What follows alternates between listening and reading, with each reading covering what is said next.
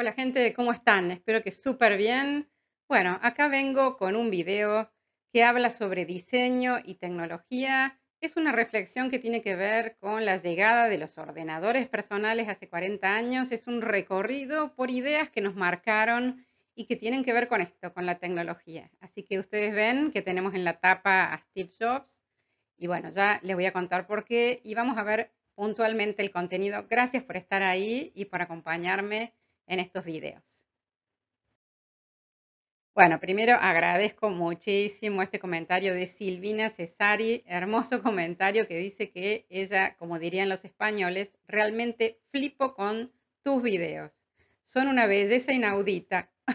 Me dijeron cosas muy lindas y hermosas, la verdad, durante todo este tiempo en el canal, pero eso de que son de una belleza inaudita es hermoso, así que muchísimas gracias. Ya saben que se tienen que suscribir, tocar la campanita y bueno, y comentar para apoyar este canal. Por ahora, esa es la manera. Gracias por estar ahí. Bueno, vamos a ver con qué material trabajé este video. Usé un texto de Raquel Pelta Rezano, que me lo pidieron, y también usé un texto, porque este es un tema, el tema de la tecnología, que no se puede abordar desde un solo lugar. Así que también van a ver que en este material incluí algunas ideas de Marc Ogier en ese libro que les estoy poniendo ahí arriba. También una gran Biblia sobre la digitalización, que es el libro El Juego de Alessandro Barico, que también se los recomiendo. Y hay otros textos más que yo incluí en este video. Así que bueno, eventualmente ahí van a tener, por supuesto, las referencias para poder después profundizar.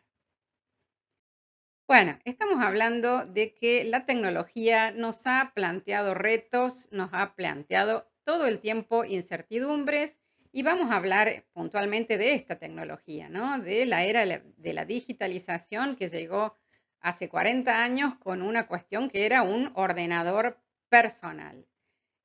Lo primero que me parece interesante es, bueno, además de agregarles un libro más acá, que se llama Apocalípticos e Integrados, que es de Humberto Eco, digo para que lo tengan en cuenta, donde él muestra dos posiciones opuestas frente a la cultura de masas, que son los apocalípticos y los integrados. Estas son como planteos interesantes para abordar el tema de la tecnología y de la filosofía de la tecnología. Pero hay una cosa, una idea muy interesante de Humberto Eco que dice, en la historia de la cultura, nunca nada ha acabado con nada. En todo caso, lo ha cambiado profundamente. Esta idea es central para pensar qué pasó con la tecnología, ¿no? Acá les pongo, y me encantó buscar estas imágenes de la Commodore 64 y de la PC IBM, que, bueno, que en los años 80 modificaron la manera de vincularnos con los textos y con las imágenes desde ese momento en adelante. Y estamos hablando de 40 años, que tampoco es tanto tiempo, ¿no? Sin embargo, lo percibimos como muchísimo tiempo, ¿no? Esa es una sensación propia de la época. Bueno, veamos otros retos e incertidumbres y preocupaciones que vienen naturalmente con la tecnología. Lo primero que pasó fue que había que aceptar a estas máquinas, a estos ordenadores personales, y ojo con esa palabra que es muy importante, personales, ya les digo por qué, como herramienta. Había que aceptar que para diseñar tenías que usar este elemento. Hoy nos parece de lo más común, pero bueno, yo misma lo vi. Yo vi el paso del dibujo con Rotring y de los originales en cartón a la tecnología, a esta Apple Mac que tuve la suerte de tener en su momento y que bueno, que fue un desafío, ¿no? Ese paso fue un verdadero desafío. Y les decía que es importante pensar en la palabra ordenadores personales, porque fue muy inteligente como estrategia, por supuesto, de posicionamiento de un producto, decir que este producto era para cada persona, ¿no? Imagínense la cantidad que se podían vender. Así que no iba a ser un electrodoméstico común que pudiera compartir la gente que vive en el mismo lugar, como un televisor, por ejemplo, ¿no? Sino que iba a ser un objeto personal. Y realmente lo fue y la estrategia funcionó, ¿no? Así que lo primero para los que diseñamos fue aceptar que nuestro trabajo tenía que pasar por este objeto. Bueno, hubo un conjunto de miedos y Pelta en su texto nos lo describe. Es interesante cómo ella va describiendo algunos miedos que hemos vivido o escuchado o hemos visto escritos, ¿no?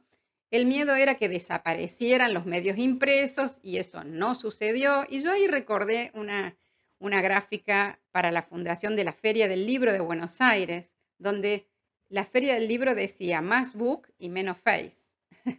Realmente en todos los elementos culturales de la época se registraba este miedo a la desaparición del libro, el miedo a la desaparición de los impresos, y eso no ha sucedido todavía.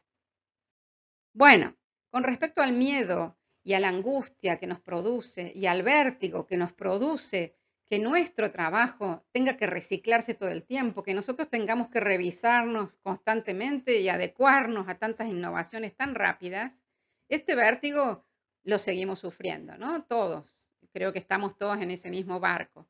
Pero también hay que recordar, y por eso es bueno ver un poquito para atrás, que existieron los faroleros, por ejemplo, y acá encontré una foto del último farolero que prendió el último farol en Buenos Aires en 1931, porque por supuesto Edison había logrado la bombilla, ¿no es cierto? Y logró en 1879 que esta bombilla eléctrica funcionara durante 48 horas seguidas. Imagínense el impacto que esto generó en todas las personas que trabajaban prendiendo los faroles, ¿no?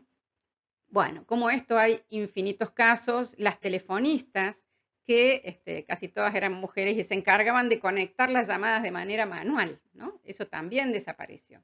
Por supuesto que todas las profesiones se reutilizan, se reinscriben en otro modo de trabajar y bueno, y en ese camino suceden muchas historias dolorosas.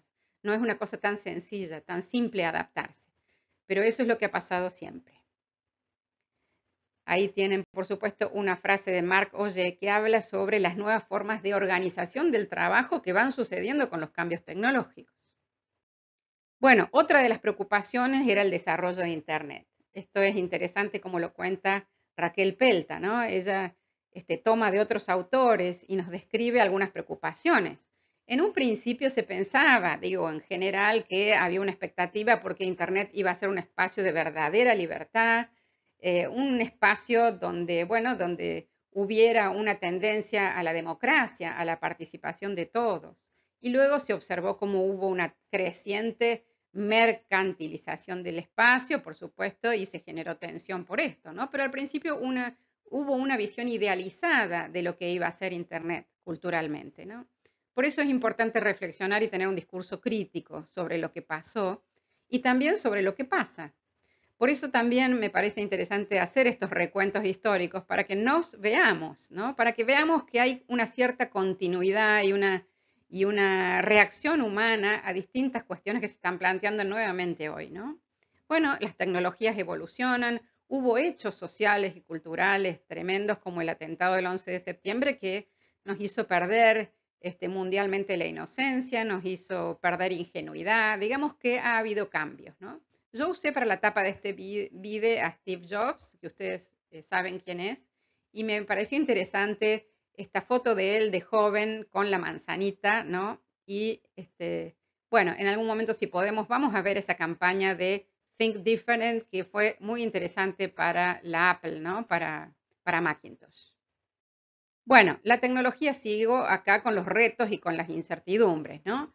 Este territorio abierto y democrático se empezó a ver de otras maneras. Se empezó a ver que había más máquinas que personas, se empezó a sentir que la planificación de los espacios virtuales era más bien una uniformización. Hubo como un sentimiento para quienes diseñábamos de que todos los diseños que salían de allí, de esa máquina nueva, eran uniformes, ¿no? Había una cuestión de homogeneizar. Me parece que es interesante que comprendamos que se empezaba a hablar de lo que era la globalización, aunque ya McLuhan lo había planteado a esto en los 60 cuando habla de aldea global, pero con Internet empezamos todos a sentir esta idea de globalización y bueno, y había mucha mirada crítica sobre eso, ¿no? Por supuesto. Bueno, nos dice Pelta ahí que no todos los que diseñaban querían la superficie limpia, querían esta idea artificial del diseño, estos espacios perfectos, ¿no? Y había gente que quería mantener, entre comillas, la imperfección, la huella humana del diseño y sobre eso vamos a ver más a continuación. Pero fíjense esta frase que plantea Pelta en su libro, que dice la tecnología es tediosamente lenta, porque era realmente así, era muy lento trabajar al principio con la tecnología que se tenía, ¿no? Las interfaces pesadas, la mayoría de los productos banales. ¿Quién quiere realmente pasar considerables cantidades de su tiempo libre mirando boquiabierto pantallas de ordenador? Eso es una pregunta que hoy nos suena ingenua porque realmente ha pasado mucho tiempo y nadie se cuestiona este asunto y si te lo cuestionas es difícil escapar de la cantidad de horas frente a pantallas, ¿no? Eso era lo que se cuestionaba en el momento en que arriban un poco los ordenadores personales al mundo del diseño.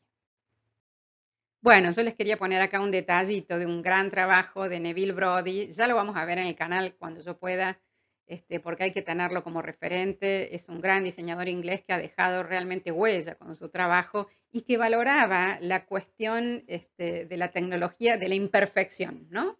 Él trabajaba mucho con ampliaciones realizadas en fotocopiadora, con tramas de puntos, que habían explotado en la fotocopiadora y eso me pareció lindo recuerdo para traerles.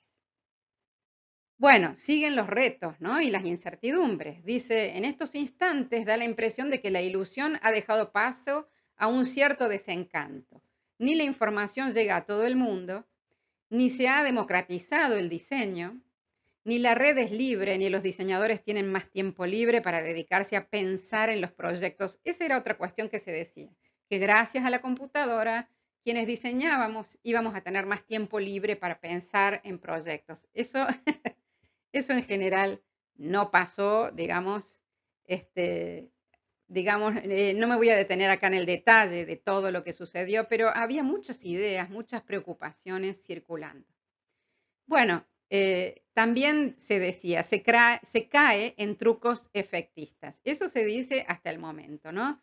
Que se ocultan los pensamientos y la idea conceptual del diseño y se cae en efectos que te produce, digamos, eso una saturación, se caen los efectos que te permiten hacer los programas, esas eran algunas críticas y también se observa en ese momento que la facilidad que daba producir digitalmente iba a generar un peligro de autosuficiencia, o sea, lo que está pasando ahora. En este momento estamos en un momento en el que es tan fácil producir imágenes que, bueno, mucha gente las produce sin ningún criterio, sin ninguna razón, sin ningún concepto por detrás, y ni hablar de software de diseño, ¿no? Eso también está sucediendo hoy. Bueno, después hablaban de la lentitud, de los espacios de trabajo, que bueno, que se creía que los diseñadores que no pudieran trabajar en piezas gráficas impresas iban a tener lugar en los CD-ROMs multimediales, que eran para la época el avance, y en webs, ¿no? Y eso tampoco se produjo como se especulaba. El público, decían, se ha colmado de imágenes, y esto es recontra cierto, lo vemos constantemente, no se sostiene la atención. Esta es una observación de los inicios del trabajo con compu y realmente fue así, fue una explosión en Internet de imágenes, ¿no? Y una mirada en verde, que es más positiva, tiende a pensar que la tecnología dio lugar a nuevas ideas y que permitió extender las ideas viejas, y eso también es cierto, ¿no? Y plantea acá Maeda el hecho de huir de las ideas tan simplistas y tan determinantes, ¿no? Ni a favor ni en contra. Es como negarse a la gravedad. Esto ya sucede, va a suceder, entonces veamos todos los aspectos posibles, ¿no? Él plantea el diseño con interdisciplina y con eje en el servicio y no en el objeto, en el artefacto que el diseño genere. Así que estas ideas también estaban en la época, ¿no? Y hablaba también de lo que era la fe en la tecnología, que había cierta fe en la ciencia, que se volvía en algún punto a la escuela de Ulm, pensando en los puentes que hay entre ciencia y tecnología, ¿no? La idea de eficiencia, de optimización y de uso racional de los recursos, de los acabados perfectos, eso era más propio de la escuela de Ulm. Así que bueno, acá tienen también un panorama general. Por supuesto que frente a los avances tecnológicos siempre tenés ideas a favor y en contra, como te decía, con los apocalípticos, o sea, todo se termina, y los integrados, esto es perfecto. Así que esto siempre sucede. Acá tenés un recorrido de cómo lo fuimos viviendo. Bueno, yo te quería mostrar esta imagen, porque es cierto que la computadora tomó los recursos existentes, por supuesto. ¿Cómo no va a tomar de lo existente para construirse si no hubiera tenido tanto éxito, ¿no? Entonces, por ejemplo, uno de los recursos existentes era el aerógrafo. Se trabajaba con un aerógrafo, con un compresor de aire, que yo misma lo vi, que disparaba pintura para hacer ilustraciones y acá tenés el aerógrafo digitalizado, ¿no? Entonces, esto es lo que hemos vivido. Me parece interesante que reflexionemos sobre lo difícil que fue pasar de lo material a lo inmaterial, ¿no? No fue un proceso fácil y sigue siendo difícil para mucha gente y es comprensible, ¿no? Y también acá Maeda dice, no podemos sentarnos de espaldas y dejar que esta marea nos arrastre sin sentido. Las herramientas digitales se han diseñado para emular el comportamiento y propiedades de los instrumentos y los materiales existentes, que es lo que yo les contaba con el tema del aerógrafo. Esto ha sido así y sigue siendo así en alguna medida. Bueno, entonces después Pelta nos plantea esta necesidad frente a lo que la compu te permite hacer, que es un diseño tan uniforme, tan prolijo y tan perfecto, esta necesidad de irse al diseño imperfecto. ¿Qué es el diseño imperfecto? Es un diseño que te permita encontrar los rastros, los índices de lo humano, ¿no? Los accidentes, el azar, las manchas, los objetos materiales presentes en la gráfica, los errores, los fracasos. Eso es interesante, ¿no? Y acá tenemos que la autora nombra a David Byrne. Si ustedes no escucharon Talking Heads, me parece interesante que sepan quién era David Byrne. Es muy interesante el trabajo en música que él realiza, ¿no? Y él dice, el resultado final de una visión mecanicista del mundo es convertir al mundo en una máquina. Bueno, algunos ejemplos son, por ejemplo, instalaciones hechas con objetos tecnológicos que fueron encontrados por Takahashi. Esta idea de que se pueden hacer cosas imperfectas también, ¿no? Y volver a lo imperfecto, a lo humano. Esta necesidad de volver a lo humano siempre choca contra la tecnología cuando la tecnología nos impulsa y nos empuja a nuevos caminos. Bueno, les quería mostrar acá un ejemplo de Paul Elliman. Miren qué hermoso como él toma objetos y los transforma, por ejemplo, en tipografías, ¿no? Esto tiene que ver con eso, con lo humano, con la capacidad humana de transformar, de ver cosas en las cosas. A eso se referían en esa época, a la necesidad de no perder esto, ¿no? Bueno, acá tienen más de Paul Elliman y bueno, connotaciones de sinceridad, cosas que sean artesanales, cosas que sean recicladas, el uso de materiales, viste, con apariencia pobre, pero también como todo, eso termina siendo una moda y un recurso estético falseado, ¿no? Así que, como todo, hay que ir viendo en qué momento se pierde la idea original y en qué momento se pierde la verdad, la veracidad de lo que se está mostrando gráficamente. Bueno, este diseño imperfecto del que estamos hablando quedaba manifestado porque en la época posmoderna se valoró lo popular, ¿no? Empezó a valorizarse todas las expresiones y las manifestaciones en la calle, por ejemplo, objetos de la calle, y eso se ve en un libro que fue muy, muy exitoso de América Sánchez que se llamó Barcelona Gráfica, y acá tienen objetos de la calle que no fueron realizados por diseñadores profesionales, ¿no? Eso es muy típico, comenzó en la era posmoderna, y también nombra la autora a Mambo Graphics, que fue un estudio que trabajó en realidad para hacer ropa, ¿no?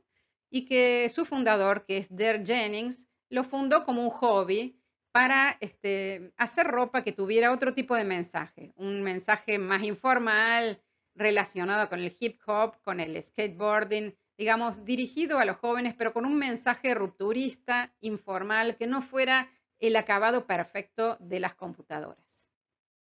Bueno, esta búsqueda del diseño imperfecto llevó a los diseñadores y a la gente en general a valorizar el graffiti, ¿no? Y fue así como este estudio, por ejemplo, que se llama Touchscrew Studio, terminó trabajando para Coca-Cola y para corporaciones que veían que para llegar al público joven tenían que trabajar con grafiteros. Así que bueno, se valora entonces lo hecho a mano, se recupera también la ilustración, pero con respecto al graffiti estaría bueno revisar que el graffiti inicia su vida con una lucha contra el sistema, ¿no? Para romper las normas y termina siendo parte de lo que se llama, entre comillas, arte callejero y parte de los mensajes publicitarios. No en todos los casos, por supuesto, pero es interesante que noten ese paso, ¿no? ¿Qué pasó con el graffiti? Y bueno, y también dentro de lo que es el diseño imperfecto aparece la valorización de la ilustración, donde hay recursos donde se nota más lo humano. Entonces, ese, ese diseño que busca que se note nuestra huella, nuestra sensibilidad, es el diseño que va en contra de lo perfecto, como veníamos diciendo, de lo retocado con Photoshop, etcétera. Entonces, ¿por qué también la ilustración era importante? Porque también vuelve a traer la idea de autoría, porque claro, con este avance tecnológico parecía que se perdía la idea del autor de los diseños que eran muy, muy rígidos y muy fríos, ¿no?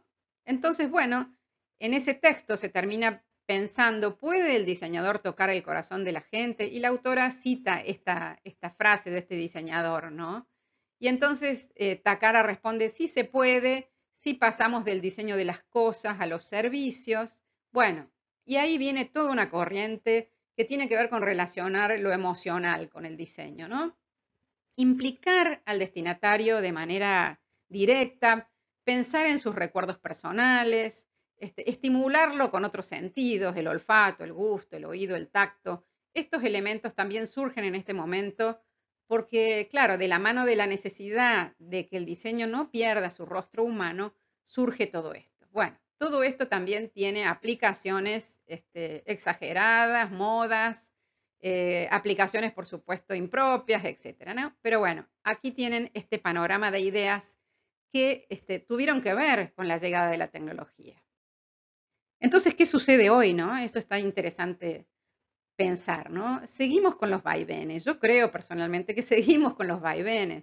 Esto lo tomé de mi celular hace unos días, ¿no? Fotos libres de derechos, millones de imágenes entre las que podés elegir gratis. Esto es lo que está pasando. Realmente estamos saturados de imágenes. Vivimos en una polución de imágenes impresionante que hace 40 años no era tal. Así que imagínense si se vislumbraba en ese momento que había mucho para ver, ahora ya es una saturación total.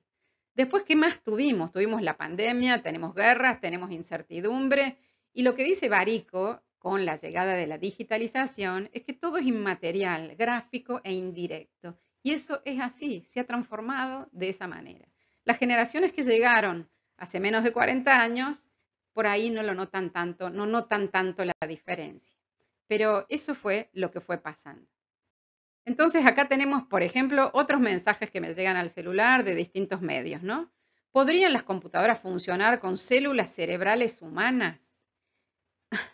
Bueno, está pasando esto, lo mismo que pasaba antes con la llegada de la inteligencia artificial, etcétera, ¿no? Estamos siendo todo el tiempo implicados en ideas que no sabemos si se van a cumplir o si son verdaderas locuras o si son fakes o mentiras para venderte algo, ¿no? Mark Zuckerberg anuncia que Meta va a buscar crear personas con inteligencia artificial.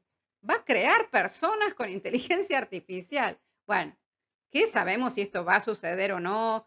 ¿A qué responde todo esto? Por eso pensemos la tecnología de manera crítica hoy, ayer y siempre.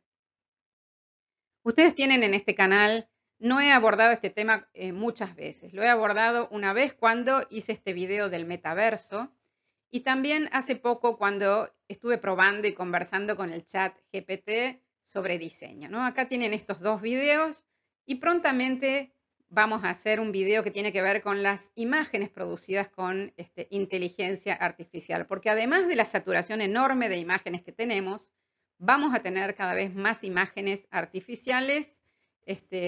En fin, sobre ese tema vamos a avanzar próximamente.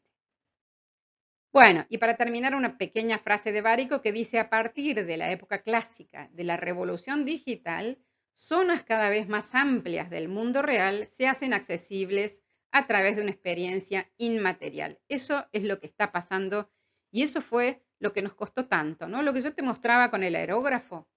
Pasar del aerógrafo real al aerógrafo virtual no fue tan fácil.